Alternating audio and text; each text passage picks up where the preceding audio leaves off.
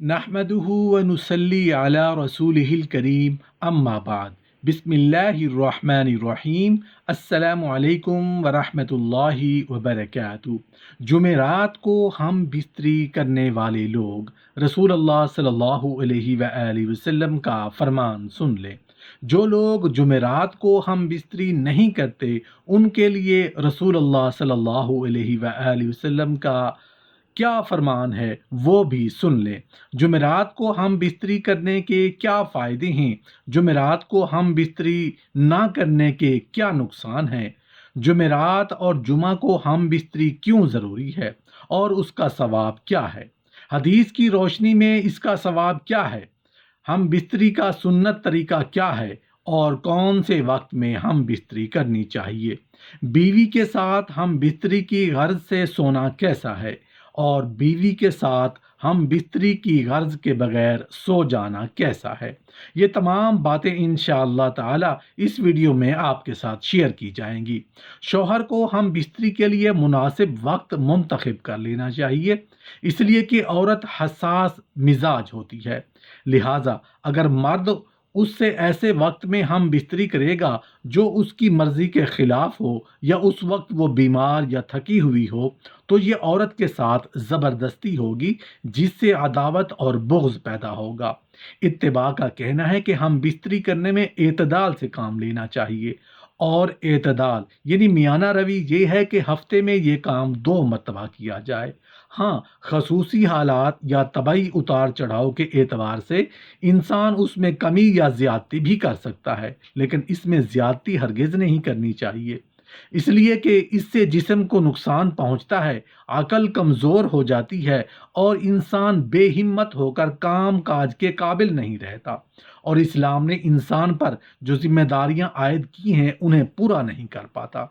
ہم بستری 12 مہینوں کے تمام اوقات و ایام میں جائز ہے اور دن اور رات میں ہر وقت کی جا سکتی ہے، سوائے اس کے کہ مرد عورت روزے دار ہوں یا عورت حیض یا نفاس کی حالت میں ہو۔ ابو داؤد اور نسائی کی حدیث میں آتا ہے کہ جو شخص جمعہ کے دن بیوی کو غسل پر مجبور کرے، یعنی بیوی سے ہم بستری کر کے اسے غسل پر مجبور کرے اور خود بھی غسل کرے اور نماز کے لیے جلدی کرے اور اول وقت میں جائے اور سوار نہ ہو، پیدل چل کر جائے اور امام کے قریب بیٹھے اور امام کی بات کو غور سے سنے اور لغو بات نہ کرے تو اسے ہر قدم اٹھانے پر 1 سال کے روزے اور کھڑے ہو کر نماز پڑھنے کا ثواب ملتا ہے۔ محترم ناظرین، حدیث شریف میں ہے کہ حضرت عائشہ صدیقہ رضی اللہ تعالی عنہا نے نبی کریم صلی اللہ علیہ وآلہ وسلم کی بارگاہ میں عرض کیا کہ یا رسول اللہ صلی اللہ علیہ وآلہ وسلم، ہمارے ماں باپ آپ پر قربان ہوں کہ وہ کون سا وقت ہے جس میں ہم بستری کرنی چاہیے، اور دوسری بات یہ کہ عورتوں کو تو ثواب ہے لیکن مردوں کو کیا ثواب ہے، حالانکہ یہ حیا کا مسئلہ ہے، لیکن میں اسلام اور حدیث کی روشنی میں یہ بات واضح کرنا چاہتا ہوں کہ ازدواجی زندگی کیسے گزارنی چاہیے۔ اللہ کے رسول صلی اللہ علیہ وآلہ وسلم نے فرمایا، اگر شوہر اپنی بیوی کا ہاتھ پکڑے تو اللہ تبارک و تعالی اس کے نامہ اعمال میں 1 نیکی لکھ دیتے ہیں، اور اگر پیار سے شوہر اپنی بیوی کے گلے میں ہاتھ ڈالتا ہے تو اللہ تعالیٰ اس کے نامہ اعمال میں 10 نیکیاں لکھ دیتے ہیں، اور شوہر جب اپنی بیوی سے مباشرت یعنی ہم بستری کرتا ہے تو وہ دنیا و ما فیہا سے افضل ہے۔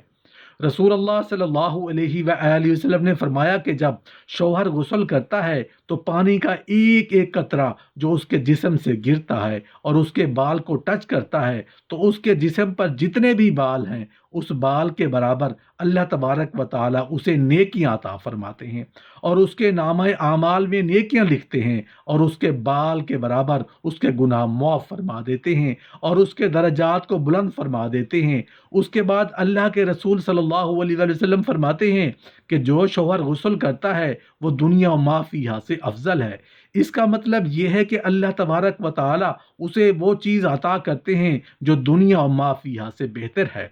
اللہ کے رسول صلی اللہ علیہ وآلہ وسلم فرماتے ہیں کہ اللہ تبارک و تعالی تمام فرشتوں کو جمع کر کے ان کے درمیان فخر کرتے ہیں کہ دیکھو یہ اپنی بیوی سے ہم بستری کرنے کے بعد رات کے اس حصے میں میرے خوف سے میرا ڈر رکھتے ہوئے غسل کر رہا ہے، اور غسل کرنے کے بعد یہ میری عبادت کرے گا۔ تو اللہ تبارک و تعالی فرشتوں میں فخر کرتے ہیں، تو یہ ہم بستری کرنے کی فضیلت ہے۔ شوہر کا اپنی بیوی کو خوش کرنے کا اتنا بڑا ثواب ہے کہ اللہ تبارک و تعالی خود اپنے فرشتوں کے درمیان فخر کرتا ہے کہ میرا بندہ اپنی بیوی کو خوش کرنے کے بعد رات کے اس حصے میں میرے ڈر اور خوف کی وجہ سے غسل کر رہا ہے تاکہ وہ میری عبادت کر سکے۔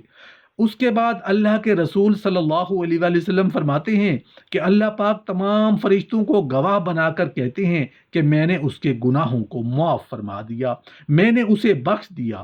جو خاوند ہم بستری کے علاوہ اپنی بیوی کے پاس نہیں سوتے تو وہ سن لیں کہ رسول اللہ صلی اللہ علیہ وآلہ وسلم نے فرمایا کہ اگر تمہاری بیوی حیض سے ہو یا ہم بستری کی غرض نہ بھی ہو تو اپنی بیوی کے ساتھ سوو، رات گزارو، اس لیے کہ جب آپ اپنی بیوی کے ساتھ رات گزارو گے تو اسے ہمت ملے گی، اسے خوشی حاصل ہوگی۔ جب آپ کی بیوی خوش ہوگی تو اللہ کے رسول صلی اللہ علیہ وآلہ وسلم فرماتے ہیں کہ ادھر ادھر سونے سے افضل یہ ہے کہ آپ اپنی بیوی کے ساتھ سوئیں، کیونکہ اپنی بیوی کے ساتھ سونا انبیاء کرام علیہم السلام کی سنتوں میں سے ہے۔ اب بات کرتے ہیں کہ ہم بستری کا وقت کون سا بہتر ہے اور کون کون سے دن کرنی چاہیے اور کون کون سے دن نہیں کرنی چاہیے۔ دیکھیے، ہم بستری کی اتنی بڑی فضیلت ہے، سنت یہ ہے کہ ہم بستری جمعہ کی شب یا جمعہ کے دن کرنی چاہیے، اس لیے کہ امام بخاری اور رسول اللہ صلی اللہ علیہ وسلم سے روایت کرتے ہیں کہ آپ صلی اللہ علیہ وسلم نے فرمایا کہ جو شخص جمعہ کے دن غسل جنابت کرے اور پھر نماز کو جائے تو وہ ایسا ہے کہ گویا اس نے اونٹ صدقہ کیا،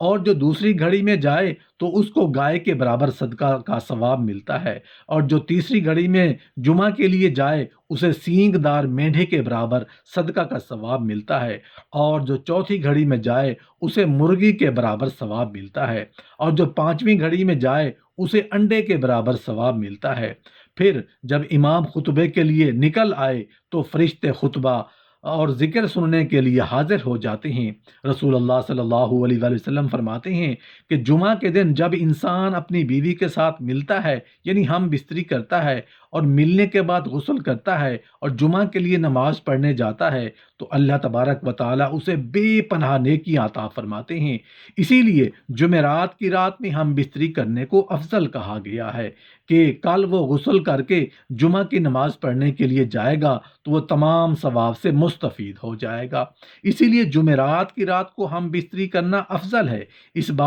اب بات کرتے ہیں کہ ہم بستری رات کے کس حصے میں کی جائے۔ فقہائے کرام نے تحریر فرمایا ہے کہ ہم بستری رات کے تیسرے حصے میں کی جائے۔ جب آپ تیسرے حصے میں ہم بستری کر لیں تو اتنا وقت آپ کے پاس ہو کہ آپ کو آرام کا وقت مل جائے، کیونکہ دن میں آپ کام محنت مشقت کر کے آتے ہیں، تو آپ رات کے 2 حصے آرام کر لیں اور رات کے تیسرے حصے میں ہم بستری کریں اور کچھ دیر آرام کریں تاکہ آپ کو کمزوری محسوس نہ ہو۔ ہم بستری کرتے وقت اس بات کا خیال رکھنا چاہیے کہ آپ کے پاس کوئی شیر خوار بچہ بھی نہ ہو، کیونکہ اگر آپ کے پاس شیر خوار بچہ ہوگا تو ہم بستری میں مزہ نہیں آئے گا اور آپ بہتر طریقے سے سکون حاصل نہیں کر سکیں گے۔ ہاں، اگر بچہ گہری نیند میں سویا ہوا ہے تو پھر کوئی مذائقہ نہیں۔ مہینے کی کن کن تاریخ میں ہم بستری نہیں کرنی چاہیے؟